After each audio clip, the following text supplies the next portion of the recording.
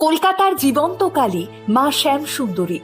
অমাবস্যার দিনে মায়ের পুজো হয় সম্পূর্ণ অন্ধকারে, আর মন্দিরে থাকা মায়ের বিগ্রহের দিকে তখন তাকালেই নাকি বোঝা যায় তিনি অত্যন্ত আনন্দে স্মিত হাসি হাসছেন।